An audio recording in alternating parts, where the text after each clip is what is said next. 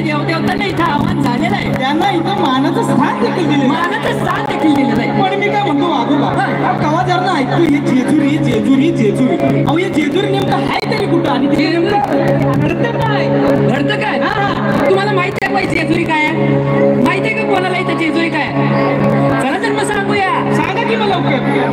पुणे जिल्ह्यामध्ये एक तीर्थाचं ठिकाण, अहो पुणे जिल्ह्यामध्ये एक तीर्थाचं ठिकाण, पुण्या हौसानं दिलं खंडोबाचं ठाण.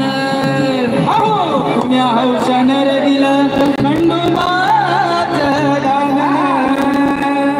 त्या जेजुरी गडाला, त्या जेजुरी गडाला होतं भंडाऱ्याचं सोनं ग, भंडाऱ्याचं सोनं. भंडाऱ्याचं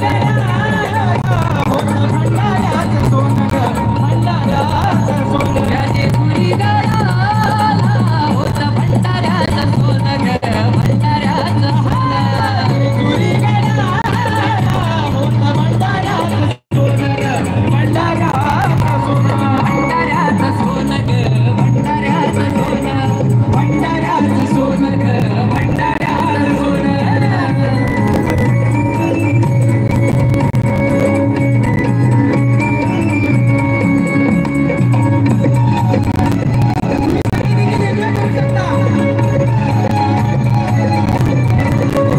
हे जेजुरी गडाची महिमा जगात निराळी, त्याच्या पायी नाच त्याच्या वाऱ्यान मुरळी.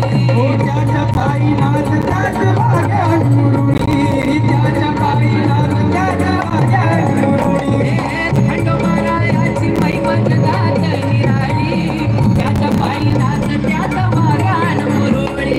त्याच्या पायी नाच त्याच्या वाऱ्यात मुरळी, त्याच्या पायी नाच त्याच्या वाऱ्यात मुरळी.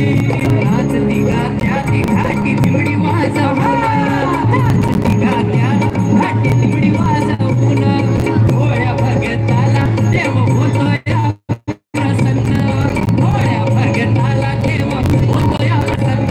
त्या जेजुरी गडाला होतं भंडाऱ्याचं सोनं ग, भंडाऱ्याचं सोनं.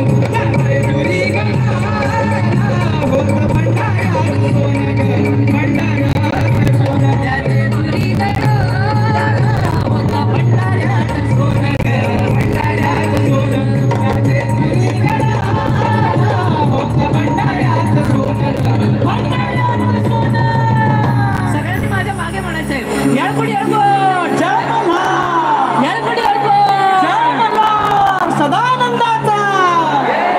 आता कसं वाटतंय की अरे ग्राउंड गणपत वाटलं जेजुरी गडावर आल्याचं. आता वाटलं पण या गजरा सोबत मी काय म्हणतो वाघोबा, हा. आता आपण जेजुरी गडाचं महत्व तर समजून महत्व समजून घेतलं. पण त्या खंडोबा रायाचा अवतार मुंबई भोळ्या बघता कुठून सांगा, सांगायला पाहिजे. ऐकायला पाहिजे. ऐका हो सगळ्यांनी. हा हो नंदीचा केला वारू, आणि वासुकी सर्पाचा केला गाठा. केला गाठा, हो गाठा देवानं गळ्यात, हा विभूतीचा केला भंडार, भंडार, आणि व्याघ्र चर्माची केली भंडारी. ही भंडारी देवानं गळ्यात घातली. अहो, त्रिशूळ होता त्याचा केला खंडा, म्हणून देवाला खंडोबा म्हणत्या. अहो पार्वती झाली भाळसा, आणि गंगा झाली बानाई. येळूच्या मनात देवानं अवतार घेतला, आणि आपल्या भंडारीतला भंडार मणिमल्ल दैत्याच्या नावानं बाय मंत्र उच्चारून दळला. येळकोट येळकोट.